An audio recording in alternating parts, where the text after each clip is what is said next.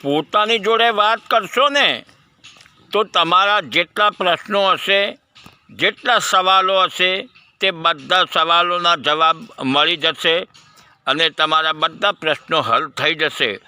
પરંતુ જો તમે કોઈ બીજાને સવાલ પૂછશો તો તમારી સામે નવા પ્રશ્નો ઊભા થશે, નવા સવાલો ઊભા થશે. માટે જ્યારે કોઈ પ્રશ્ન ઊભો થાય ત્યારે પોતાની જાત જોડે વાત કરો. જિંદગીમાં અજવાળું જોઈએ છે ને તો પોતાનો દીવો સળગાવો.